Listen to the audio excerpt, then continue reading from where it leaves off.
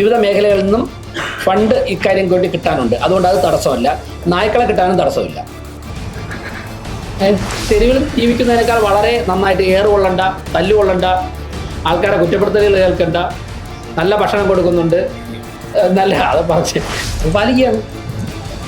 അത് പാലിക്കുകയാണ്. എന്തേ നമ്മളെന്തിനാ അക്കാര്യത്തിൽ തെരുവ് നായ്ക്കളെ കൂട്ടിലടച്ച് ആവശ്യമില്ല.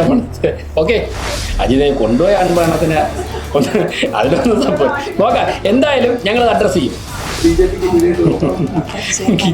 ആരാ ഇവിടെ സ്ഥലം മാറ്റി?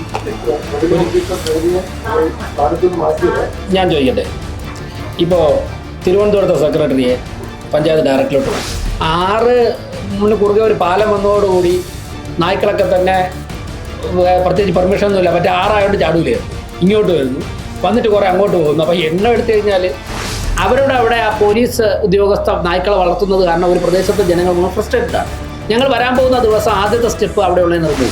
വെങ്ങാനൂർ വാർഡ് കൗൺസിലിൽ നിന്ന് രാവിലെ വിളിച്ചിരുന്നു ലതിക, UDF കൗൺസിലറാണ്. അപ്പോൾ അവർ പറഞ്ഞ് അവരുടെ വാർഡിൽ ആരോ വിഷം വെച്ചിട്ട് 10 നായ്ക്കൾ രാവിലെ ചത്ത് കിടക്കുന്നതാണ്. ഒരു കണക്കനുസരിച്ച് 1 ഏക്കർ സ്ഥലമുണ്ടെങ്കിൽ നമുക്കൊരു 350-നും 400-നും ഇടയ്ക്ക് നായ്ക്കളെ നന്നായിട്ട് പാർപ്പിക്കാൻ സാധിക്കുന്നുണ്ട്.